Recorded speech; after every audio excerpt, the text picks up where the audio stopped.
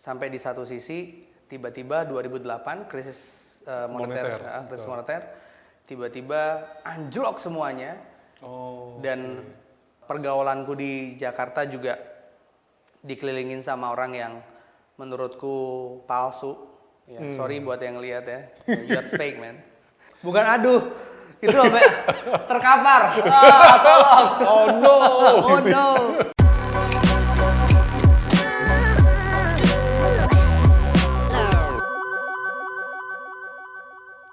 Bro Danat Indra. Yes. Iya. Bro, waktu Indonesian Idol itu tahun berapa, bro? Waktu Indonesian Idol itu tahun 2005 basically, bro. 2005. Itu season 2. Season 2 Indonesian Idol. Yes. 15 tahun, bro. Wow. 15 tahun. 15 tahun. Udah bangkotan gitu ya. Bagaimana bro bisa masuk Indonesian Idol tuh perjalanannya? Perjalanan sebenarnya sebelum Indonesian Idol tuh masih ikutan satu acara juga namanya Popstars. Oh iya, Waktu itu di Trans TV. Sebenarnya kalau misalkan diruntun ya, kenapa masuk Indonesian Idol itu karena sebuah mimpi. Sebuah mimpi. Ya, jadi dulu waktu aku ke Jakarta, pengennya itu aku pengen jadi penyanyi. Tapi caranya gimana gitu. Nah, pas lagi cari cara, ternyata ketemu tuh jalurnya dan belum masuk ke Idol, tapi ketemunya sama Glenn Fredly dulu. Oh, gitu. Jadi satu acara gereja di sana ternyata Glenn Fredly jadi bintang tamu. Nah itu tadi tuh ada peluang lah istilahnya. Benar. Ada peluang yang waktu itu gue sama sekali nggak berpikir bahwa ternyata memang tahu Glenn Fredly dan Rio Febrian jadi bintang tamu gitu kan. Dan gue waktu itu masih culun, masih rambut masih belah tengah gitu kan, masih kurus. Nyanyi. Mereka terlambat. Mereka terlambat. Terus habis itu semua singersnya disuruh nyanyi. Nah dari sana ngeliat, terus Glenn Fredly sama Rio Febrian bilang, manajernya ya, lo jadi backing vokal gue mau nggak? Wih, harusnya kan kalau penyanyi kan jadinya jadi penyanyi kafe dulu, gitu kan? Harus ngamen di mana dulu, gitu nggak? Kalau aku lompat, lompatnya jadi backing vokal. Nah, dari backing vokal itulah Glenn Fredly selalu bilang gini, kalau misalkan lo mau jadi penyanyi besar, you have to face a challenge. Gitu. Kamu harus ketemu sama challenge, Nar. Dan challenge itu nggak didapatkan di zona nyaman. Ya kan? Dan kalau kamu udah merasa di sini adalah zona nyaman, cari zona yang benar-benar membuat kamu tidak nyaman. Karena kamu akan stay di situ gitu. Dan itulah yang yang membuatku berpikir bahwa apa ya kira-kira ya. Nah dari sana dipropose lah ikut Indonesian Idol. Gitu. Mundur sedikit bro, bro tadi bilang saya mau jadi penyanyi. Ya, dari mana bro bisa kepikiran saya mau jadi penyanyi bro? Apa yang bro lihat atau alami? Karena mungkin dari kecil itu basically mungkin udah ketika brojol oe udah do re mi fa sol la si do ya. Wow. Oe udah do re mi fa sol la si do dan dari kecil emang petnya nyanyi. Gitu. Memang dari kecil. Akademis jalan, tapi ada salah satu guru yang bilang anak ini jago nih, anak ini suaranya bagus nih gitu. Akhirnya diikutin lomba-lomba tuh, lomba antar sekolah, lomba antar kabupaten, porseni waktu itu ya. Sampai akhirnya provinsi. Nah, itu petnya ternyata. Gitu. Artinya bro termasuk tidak banyak orang juga yang bisa seperti bro yang sudah ngelihat dari kecil tuh patternnya tadi ya. Dan ketika ketemu momentum yang tepat, ketemu bintang tamu waktu itu dan dikasih kesempatan ya, pasti gimana tuh rasanya dak-dikduk juga kali ya? Jantung mau pindah. Ini salah, maksudnya gini, ini guanya yang halusinasi atau dianya yang agak koplak kira-kira. Gitu. Itu umur berapa tuh bro? Pas jadi backing vokal? Aduh, umur berapa ya? Pokoknya udah kuliah atau enggak. SMA? Itu lulus SMA sih. Lulus SMA hijrah ke Jakarta. Gitu.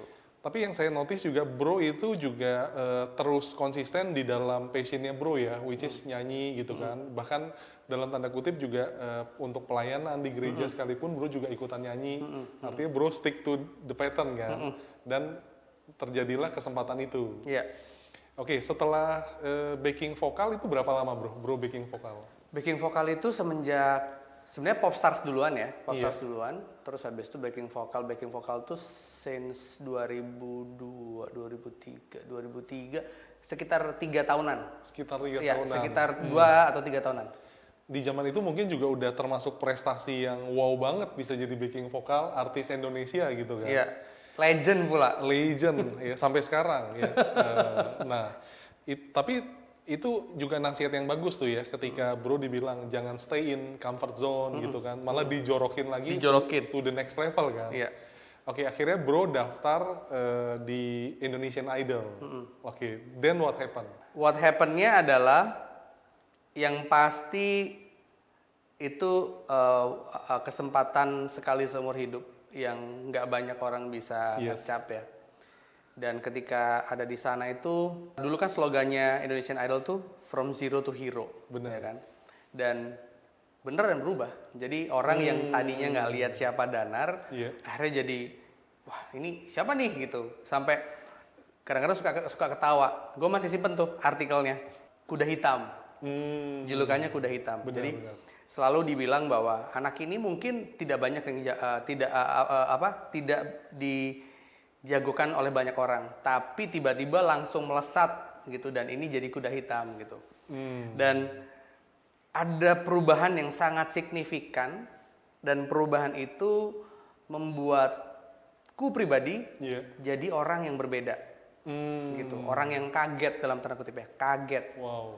Karena kagetnya itu malah justru cenderung ke hal yang negatif. Gitu. Again ya, ini juga mungkin teman-teman yang lagi nonton. Pelajarannya adalah kalau kita tiba-tiba dikenal sama orang dan nama kita sudah tersebar luas di publik, hati-hati. Hati-hatinya itu sebenarnya bukan karena orang akan ngomongin lo, enggak, tapi justru ke kitanya gitu. Apakah kita sudah siap untuk diomongin sama orang atau tidak?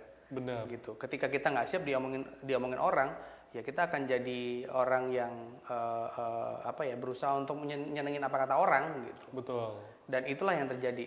Walaupun sisi positifnya adalah, wah karirku bagus ya. Yang dulunya ngelihat rekening itu suram banget, terus tiba-tiba cerah gitu ya. di rekening dulunya ngelihat 1 juta tuh udah happy, sekarang tiba-tiba di rekening tuh ada di depannya udah triple digit tuh udah, wih ini duit siapa nih gitu. Itu sudah jadi sesuatu yang sangat positif gitu kan. Tapi di balik itu semuanya ada hal-hal yang justru merubah sudut pandang kehidupan yang harusnya running smoothly menjadi running badly. Wow. Gitu. Nah ini bagus banget bro, ini penting banget karena kan sekarang zamannya startup ya, apalagi karena drama Korea itu. 6 dosan. Nah itu betul bro, banyak anak muda juga luar biasa bro, yang bangun startup tiba-tiba valuasinya tinggi, tiba-tiba ya sama juga tuh from zero to hero ya, tiba-tiba valuasinya bisa puluhan miliar bahkan ratusan miliar gitu loh. Nah sayangnya menurut sebuah statistik juga bro, banyak startup yang fail itu yang karena usianya 20-30-an bro, foundernya. Bahkan tingkat rate keberhasilannya lebih tinggi adalah foundernya yang umur 40-50 tahun bro. Wow. Ini sebuah riset nih, kalau nggak salah dari Harvard bro. I see. Nah kenapa? Karena yang 40-50 ini sebenarnya bukan juga bicara umur generalisasi sih. ya. Nah, betul, tapi bicara kematangan, kebijaksanaan. Salah satunya adalah karena tadi bro, tiba-tiba wah punya uang gitu kan, tiba-tiba beli sports car gitu kan, beli segala macam. Dari yang biasa-biasa jadi gila gitu ya. Bener. Biasanya makan warteg gitu ya. Padang gitu kan, tiba-tiba langsung hotel berbintang misalnya gitu. Nah, sedangkan kalau orang yang sudah lebih dewasa misalnya 40-50 tadi, ketika dapat uang mereka ngapain gitu loh. Iya, lebih ke mikir lebih for the future apa gitu. That's right, gitu loh. Nah, artinya itu yang mirip-mirip bro hadapi nih. Nah, seberapa jauh tuh? Saya juga curious nih bro. Misalnya perkataan apa tuh yang akhirnya mengubah bro gitu kan? Apakah pujian-pujian itu atau kritikan-kritikan itu lebih banyak? Pertanyaan bagus. Justru yang membuat kita jadi berubah adalah pujian. Wow. gitu. Kalau kritikan justru kritikan itu malah jadi kita ignore dan kita jadi reject. Kita reject karena apa? Kita ini walaupun pada masa itu ya aku nggak menang, tapi untuk masuk ke top 12, top 12 itu sesuatu yang apa ya, beyond people's imagination. Yes. Gitu. Dan ketika ya banyak kritikan suaranya biasa aja atau segala macam, itu kan subjektif orang ya. Tapi ada beberapa pujian yang it seem positive, but actually itu mendorong kita ke satu lembah, dan lembah itu semakin lama semakin turun dan kita semakin dalam masuknya. Gitu. Nah, pujian-pujian yang dikategorikan seperti ini lebih ke fake. Lebih ke apa ya? Lebih ke pujian palsu untuk mendapatkan simpati, untuk mendapatkan engagement, friendship gitu ya. Terus gue temenan sama orang populer nih gitu. Atau nggak tulus temenan sama orang gitu, menyasar sesuatu yang wah kalau temenan sama dia nih pasti duitnya banyak, pasti ini gue dibayarin dan seterusnya lah, istilah kayak gitu. Tapi kalau mau deket sama orang ini harus dipuji-puji dulu kan, harus dipuji dulu, harus dapetin hatinya. Nah itu yang ternyata justru semakin lama semakin membutakan kita dan membuat kita jadi orang lain. I see. Karena kita buta sama apa yang seharusnya gue ini living with the critics, living with the advice ya. Kalau aku bilangnya, we should living by understanding others' advice. Karena kalau advice itu membangun, kalau kritik in some ways lebih ke slightly negatif. Nah, harusnya seperti itu. Tapi justru pujian itu yang harus agak sedikit waspadai. Ini pujian macam apa nih? Gitu. Nah, di situ kita semakin lama semakin turun dan akhirnya kita sudah nggak tahu ini kita lagi ada di zona dan kehidupan yang mana. Ya kalau zaman sekarang mungkin ada istilah juga kayak pansos gitu. Pansos ya. Ketika pujian itu akhirnya efeknya lebih, kalau waktu itu jadi lebih meninabobokan atau justru it hurts you karena loh kok misalnya pas lagi ada maunya dia deket terus ditinggal, atau seperti apa bro yang tadi menjatuhkan bro itu? Actually lebih kalau meninabobokan kan kita literally kita lama-lama nggak sadar ya. Tapi saya lebih suka pakai kata ini, memabukkan. Wow, Gitu. Kita kayak jadi drunken master. Kita perang, ya kita pakai jurus, tapi kita mabok, ya kan? Walaupun kita temenan nih, actually kita nggak mendengarkan kata-kata yang di telinga, yang actually yang seharusnya itu membuat kita sadar bahwa lo bagus, tapi lo tuh perlu di-build, perlu di-develop, gitu kan? Nah, di lingkunganku nggak ada yang seperti itu, dan itu painful. Ketika kita ada di satu lingkungan yang memabukkan kita bener-bener lama-lama kita tuh sebenarnya mau sadar, tapi untuk gerap ke sana tuh kayak orang kayak orang bukan tipsi, lebih ke kalau mabuk tapi istilahnya pasca mabuk gitu loh. Dan kita berusaha untuk bangun, sober. Dan ketika sober efeknya nggak enak. Nah itu yang terjadi. Wow. Ketika setelah Indonesian Idol ya, wah dapat tawaran ini, nyanyi di sana, ya walaupun tidak seluar biasa Mike dan Judika ya waktu itu ya, tapi saya bersyukur gitu karena tawaran demi tawaran masuk, tapi sayangnya adalah pertemanan saya nggak bagus. Dan ketika pertemanan saya nggak bagus, saya cenderung jadi orang yang lebih ke dibilang bukan sombong, lebih arogan. Arogannya adalah, now the Indonesian Idol is the the prestigious talent show in Indonesia gitu, even in the world gitu kan. Kita ada di rating 1, 2, 3 gitu kan. And then people adores me. People adore me, terus habis itu orang-orang lebih wah ini dikit-dikit foto apa segala macam ya, walaupun waktu itu ada kompetisi lain ya gitu, tapi kita juga tetap dapat sightseeing. Dan saya tiba-tiba taraf hidupnya bukan cuma berubah tapi lompat. Dan ketika taraf hidup lompat, sayanya ikut ke katrol. Jadi kayak kita naik helikopter, tapi actually helikopter itu kita nggak dudukin, tapi kita gandolin, gitu. Dan ketika kita gandolin, yang membuat kita stres adalah saya pribadi nemu nih, wah ini nih bakalan susah dan bakalan painful di pertemanan, tapi nggak bisa lepas. Contoh nih, waktu itu saya tinggal di apartemen, dan ketika tinggal di apartemen saya dulunya cuma makan warteg apa segala macam. Sekarang saya lebih milih ke steakhouse, hotel bintang 5, terus dikit-dikit makan di mall, ya. Terus habis itu kalau misalkan jalan-jalan harus bisnis, bahkan jalan-jalan harus bisnis loh. Itu in a way walaupun tidak selalu bisnis, tapi in a way jadi kayak, wah ini gua luar biasa nih. I can earn, of course I can spend. Gitu. Pembenaran ya? Pembenaran.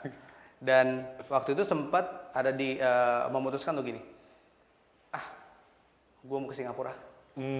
Dan ketika di Singapura, selama beberapa lama ya di sana, kerjaannya cuman kalau pulang kalau misalnya di Singapura cuman bangun, mandi, pakai kacamata hitam, pakai celana putih segini, pakai sepatu ala selebriti, pakai baju gelap, bawa koran, naik taksi, nongkrong di City Hall sampai siang, terus lunch, terus habis itu malamnya ke Clarke Quay, dan seterusnya, pulang sober, bangunnya begitu lagi dan seterusnya, seperti itu sirkulasinya.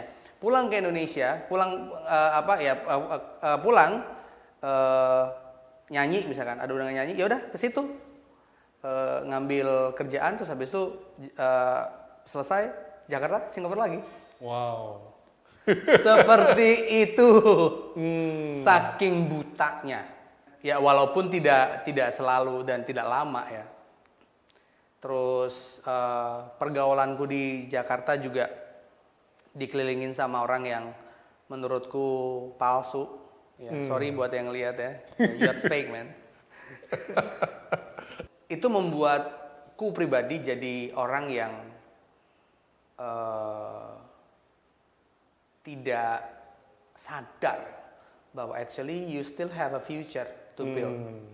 You still have a future to develop. Dan pokoknya aku nggak mikir lah. Sampai satu ketika aku waktu itu mendapatkan kontrak rekaman dan udah pede nih kontrak rekaman, dan kita udah rekaman single pertama, belum diedarin, cuma rekaman doang loh. Udah songongnya segitu ya. Akhirnya sampai di satu sisi tiba-tiba 2008 krisis moneter, tiba-tiba anjlok semuanya. Dan tiba-tiba kontrak itu batal. Sadar bahwa I don't have any contract, berharap ada kontrak lain yang masuk, nggak ada. Dan hari itu benar-benar tiba-tiba flop gitu. Dan itu yang mungkin caranya Tuhan untuk menyadarkan Danar seperti itu ya. Walaupun actually Danar tuh nggak nggak luar biasa gitu, tapi spendingnya ngalahin orang-orang yang punya duit gitu. Dan itu bodoh banget. Dan kalau diingat sampai hari ini, mikirnya cuma satu, kenapa saya ada di lingkungan itu, tapi selalu disadarkan bahwa itu namanya jalan kehidupan. So you choose what life you want to be, dan itu bukan sesuatu yang harus disesali, tapi itu adalah sebuah pembelajaran, lesson learned. Jadi kalau misalkan itu terjadi lagi, ya you have the formula. Gitu. Nah, ini menarik juga bro.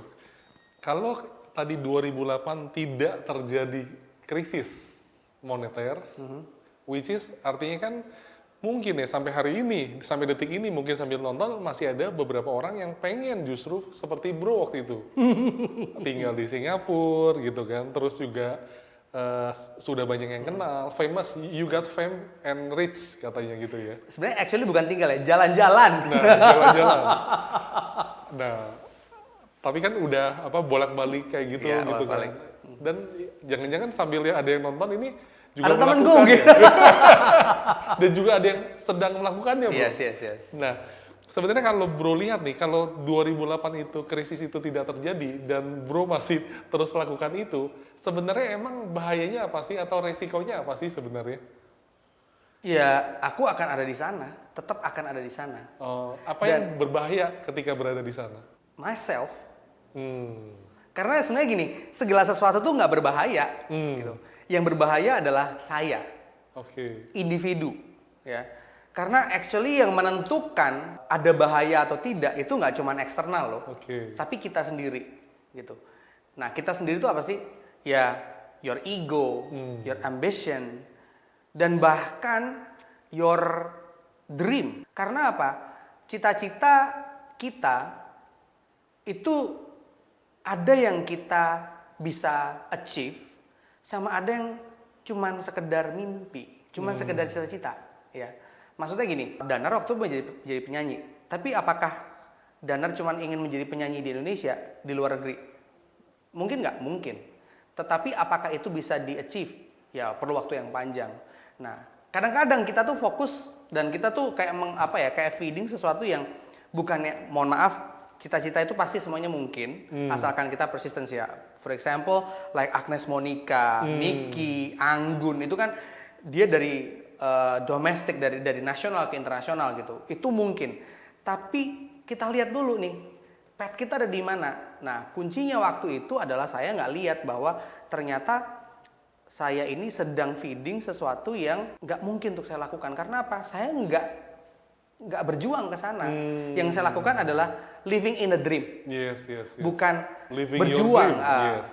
Gitu sih. Yes. Itu berbahaya. This is a great point, bro. Jadi meninabobukannya tadi ya, atau memabukannya tadi ya. Jadi kayak kecanduan gitu kan. Ya mungkin secara pikiran ya lagi bermimpi gitu kan. Tetapi bukan merealisasikan, mewujudkan mimpi tersebut gitu kan. Jadi dalam kondisi yang memabukkan tadi itu tidak membuat kita menjadi makin dekat dengan mimpi kita, malah menjauhkan. Malah menjauhkan. Karena dia merusak karakter diri kita yang tadi bro bilang songong itu gitu kan. Saya udah nggak mau nanya songongnya kayak gimana.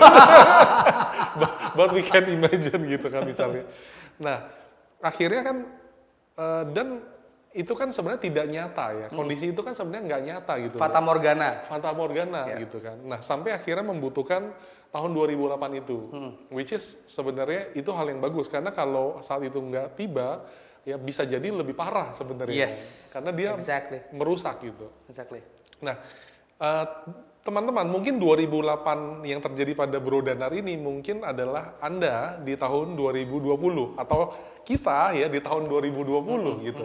Ya, memerlukan sesuatu yang cukup besar, cukup berat, cukup sulit malah ya untuk menyadarkan kita gitu. Bisa kita ambil kesimpulan gitu ya, Bro ya? Bisa banget. Nah, oke, tapi kita akan dengar nih dari Bro Danar justru gimana nih ya ketika kita dalam kondisi sulit itu ya yang mungkin kita lagi alami tahun 2020 ini ya seperti apa setelah ini.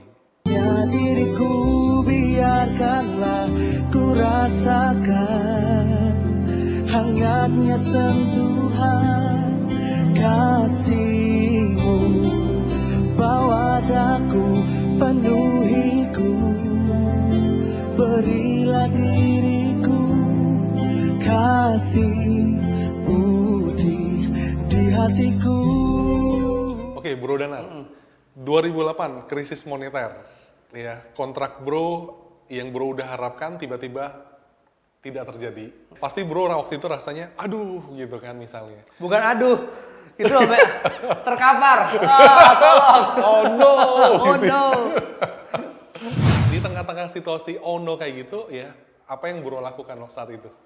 Cukup lama untuk aku untuk menerima semuanya ya. Karena dalam kondisi yang benar-benar oh no tadi, dari yang tiba-tiba dari yang punya rekening bulky banget tiba-tiba langsung zero sampai nggak bisa bayar rekening listrik segala macam dan seterusnya, sampai waktu itu ada satu waktu aku pribadi sampai bener-bener cashless. I see. Dompet itu cuma sisa KTP. Ya. OVO belum ada ya? Belum ada. Jadi bukan OVO cash ya. Belum ada. Sisa KTP dan ATM. I see. Dan ATM-nya juga isinya juga udah drain gitu. Nah, hari itu aku disadarkan oleh satu statement, dan statement itu cukup kayak pukulan TKO. I see. Gitu. Sahabatku, which is lama sekali kita nggak ketemu, dia ngomong gini, lu inget nggak dulu tuh lu kejadian lu untuk dapat di posisi Indonesian Idol tuh luar biasa lo Nar. Lu coba mundur ke belakang. Lu tuh dulu kan anak yang ditolak sama keluarga, terus habis itu lu harus berjuang sendiri, sampai di satu sisi lu kuliah nggak bisa, gitu kan? Dan lu di kota Jogja, lu pengen kuliah juga, akhirnya orang tua lu nggak mau ngebiayain, dan lu terlunta-lunta di sana, lu jadi dalam tanda kutip gelandangan walaupun cuma 3 atau 4 hari itu udah cukup lah istilahnya. Nah sekarang lu bisa bangkit, ketika lu bangkit apa yang lu pikirkan? Sekarang gue tanya sama lu.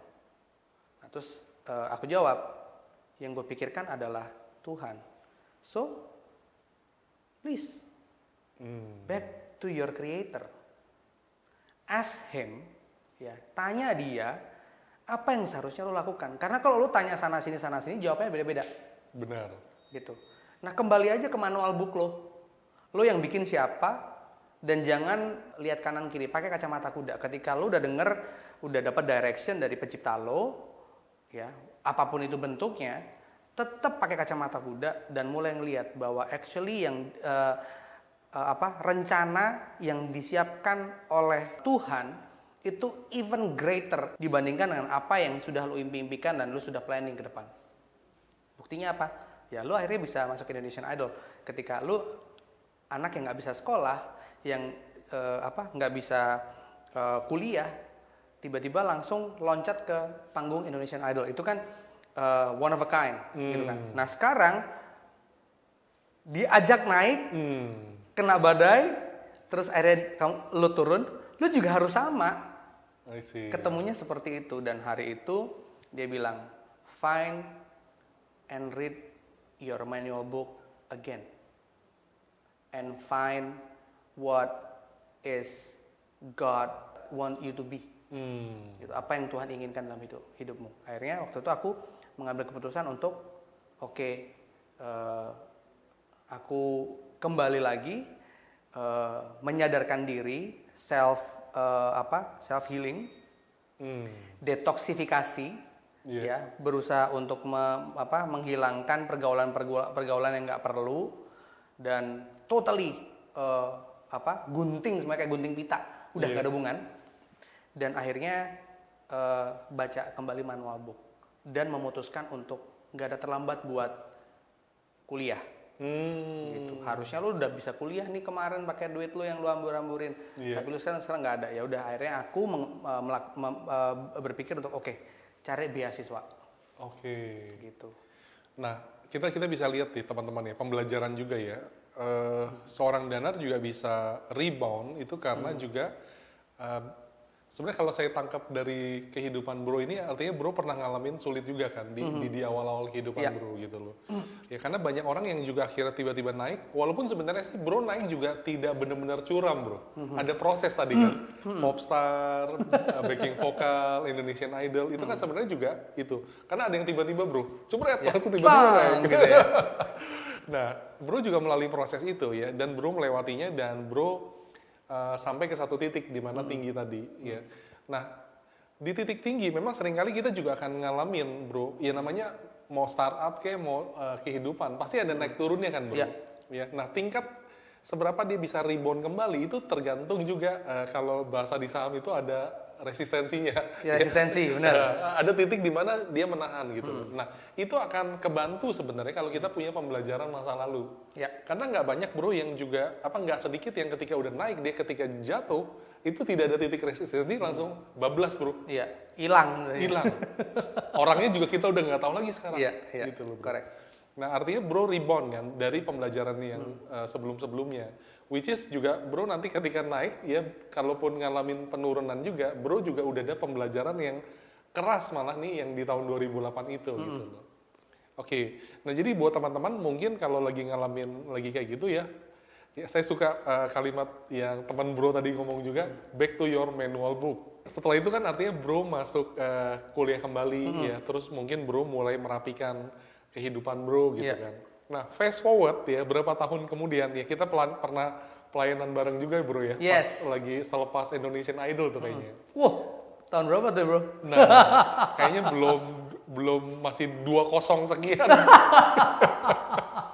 Itu masih ini nih, masih ada di awang-awang tuh. Nah, fast forward berapa tahun kemudian ya kita baru ketemu lagi nih ya, udah di zamannya sekarang. Nah, yang saya kenal bro dari entertainment industry ya, masuk ke dunia startup, masuk ke dunia profesional, masuk ke bisnis nih. Nah, itu ceritanya gimana tuh bro? Shifting ya, kalau saya sebutnya dari industri entertainment ke sini. Jadi basically kalau diruntun lebih sistematis agak panjang ya, tapi intinya gini, statement manual book itu berbicara masalah nggak cuman sekedar kita menemukan dan hidup di dalam satu talenta. Oke, ya kan? wow. Nah, Tuhan itu ya, teman-teman semuanya yang nonton ini harus tahu bahwa kita ini sebagai seorang individu itu ibarat kayak energi potensial ya. Kita punya energi potensial. Which is energi potensial itu macam-macam. Di dalam diri kita tuh ada macam-macam bom. Ya kan? Nah, tugas kita adalah kita menggali bom mana yang akan meledak duluan gitu kan. Nah, waktu itu di hidupku adalah ya nyanyi, karena istilahnya that's the atomic bomb gitu kan. Itu yang ya kelihatan banget, itu nuklir gitu kan. Tapi yang lain-lain actually itu ada support. Nah, support itu kita harus gali. Dan waktu itu aku berpikir bahwa kalau aku udah kuliah, berarti aku nggak bisa nyanyi dong. I see. Waduh, kalau udah kuliah, ngambil kuliah, mesti kerja dong, ya kan? Nah, tapi akhirnya ya again thank you, Tuhan sudah memberikan saya hidayah dan memberikan saya hikmat ya. Waktu itu dibilang, lu pengen jadi apa sih actually? Sebenarnya lu mau jadi apa? Jadi penyanyi. Salah nggak kuliah? Enggak. Nah, terus kalau misalnya nggak salah, image apa yang lu mau bangun, Nar? Gitu. Gue pengen jadi penyanyi yang pinter. Penyanyi yang kuliah, secara akademis bagus, dan bekerja di profesional juga. Wow. Gitu. Dan itu bertabrakan dengan jiwa seninya. Lu kan kalau seniman tuh pasti ujung-ujungnya ya lu mau jadi selebriti, mau jadi orang yang terkenal gitu. Tapi again hikmat berbicara kepada saya bahwa untuk jadi orang terkenal tuh nggak harus jadi penyanyi lo, itu cuma satu pintu. Yes. It's a one platform. There is a lot of platform that you can enter gitu. Mungkin kalau lu sekarang nggak sukses menjadi seorang penyanyi, dan orang menganggap lu penyanyi itu skuter, selebriti kurang terkenal gitu. Nggak apa-apa, sakit hati nggak? Jangan. Karena another door is waiting for you to enter gitu. Dan ketika masuk ke pintu itu, saya melihat bahwa wow, this world is even challenging. Dan ketika menemukan challenge itu aku berpikir bahwa nyanyi sama profesional, there will be a great combination. Dan ketika masuk ke sana, akhirnya berusaha untuk berpikir bahwa profesional tuh nggak cuma sekedar bekerja, tapi you can build something. Yes. Gitu. Mungkin semi bisnis, Nar, tapi intinya adalah exploring your potential energy. Yes. Supaya lo tahu bahwa ternyata nggak cuma nyanyi doang kok lo tuh punya sesuatu yang ledakannya tuh jauh lebih bagus gitu. Dan hari itu akhirnya berpikir, mulai ngejalanin dan mulai itu tadi living in the path, right path. Gitu. Aku bilangnya jalan yang mungkin saya pikir itu adalah jalan saya, ternyata belum tentu itu jalan saya. Iya. Karena Tuhan sudah mempersiapkan jalan lain yang ternyata jalan itu jauh lebih luar biasa dibandingkan jalan yang saya pilih gitu. Oke, wow, itu benar, itu pergumulan juga nih anak-anak muda ya. Ya. Ya karena saya lihat bro ini jiwanya muda banget. Saya juga bro, 25. Jiwanya 25 nih bro. Saya 25 lari sprint. Nah, itu benar. Kayak saya pas lulus SMA juga punya tiga choices bro. Saya waktu itu suka main musik. Kedua juga saya main basket dan bener-bener main basket bro, ikut turnamen. Tinggi soalnya. Ikut turnamen segala macam gitu kan. Dan yang ketiga saya suka komputer. Ya 5 SD saya udah coding bro. 5 SD. Puji Tuhan. Nah tiga-tiganya ini justru bikin saya juga mikir gitu kan. Setelah lulus SMA saya mau ngapain? Apakah saya mau sekolah musik? Itu dulu bener-bener saya mikir apa mau sekolah musik atau saya sekolah basket gitu loh. Dulu kan zamannya Michael Jordan lagi bener-bener wah banget loh. Jadi bener-bener serius, bukan cuma pengen-pengenan doang. Masuk ke klub ini ya, bintang gitu ya. Bener gitu loh. Dulu kan juga udah ada sekolah olahraga kan. Ya. Atau yang ketiga saya masuk ke sekolah komputer gitu loh, kuliah di komputer. Nah akhirnya itu juga proses sih penemuan diri gitu kan. Ya, yang apa sih yang Tuhan mau buat hidup kita gitu kan. Nah singkat cerita akhirnya musik itu jadi pelayanan gitu loh, main musik di gereja, di pelayanan. Basket itu akhirnya jadi hobi saya. Saya masih terus main basket sampai belasan tahun kemudian. Terus yang ketiga akhirnya saya ambil teknologi itu bro, saya kuliah di komputer gitu loh, di IT itu yang jadi selanjutnya. Itu pun dalam perkembangan ya, walaupun saya dari SD sampai kuliah sampai lulus saya masih coding, tapi pada akhirnya juga saya nggak benar-benar nyemplung sampai hari ini coding. Saya hari ini nggak coding sama sekali bro.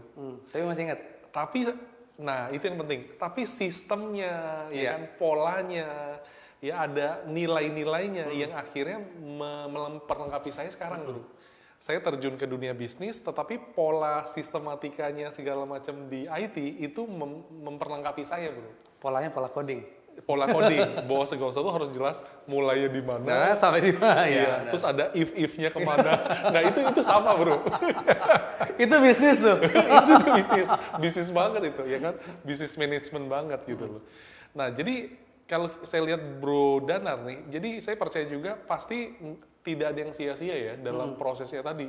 Bro udah ngalamin sampai ke puncak tadi kita katakan ya kan, di dunia entertainment, dan Bro bisa sampai hari ini bisa tetap nyanyi, itu juga tetap akan memperlengkapi Bro pasti ke depannya gitu kan. Nah, masuk ke lagi potensi artinya sesuatu yang ada di kita, di dalam kita, tapi belum ke explore, belum meledak tadi kan. Meledak. Nah, tambahan lagi Bro, ternyata ada sisi-sisi yang lainnya gitu kan. Dan itu yang saya percaya juga setiap orang pasti Tuhan kasih gitu kan. Setiap kita pasti Tuhan kasih talenta gitu kan. Tinggal bagaimana kita mengeksplor yang terbaiknya di situ. Gitu. Awesome banget ya, luar biasa banget. Nah di akhir sesi ini ya, episode ini, kita boleh nggak nih kita dengar Bro Danar nyanyi nih? Waduh. Ya, nah ini kalau gitu gini, satu lagu yang mungkin agak menggambarkan kisah hidup Bro ya, yang Bro sudah alami nih sepanjang sampai umur sekarang. Oke, nyanyi ya? Nyanyi, mantap. Kebetulan akhir tahun 2020 ini saya akan merilis sebuah single bersama dengan salah satu jebolan ajang pencarian bakat juga dari The Voice. Dan juga salah satu legenda musik rohani, diva gospel lah istilahnya. Nah, saya kasih sedikit bocoran, dan ini juga jadi gambaran buat itu gambaran hidup saya dan gambaran hidup yang terjadi di tahun 2020, which is pandemi ada di mana-mana. Kalau misalnya kita gagal, ini jawabannya. Bukan kehendakku, namun kehendakmu, terjadilah sesuai rencanamu. Ku hanya terus menunggu, pastikan tetap percaya sampai tiba waktumu digenapi di hidupku. Oh, oh, oh, oh, oh, oh, oh, oh, oh. Woi. Mau launching kapan tuh, Bro? Planningnya akhir tahun. Akhir tahun. Akhir tahun. Wah, luar biasa. Ya. Kita doakan sukses. Kayaknya Amin. saya tahu tuh divanya siapa tuh. Thank you for coming, Bro. Sama-sama. Sungguh menginspirasi saya dan saya percaya setiap yang nonton juga Yes, untuk thank stay you. strong ya Thank you. di pandemi ini kita bisa hadapi tidak sendirian tapi kita hadapi bersama-sama, Bro. Amin.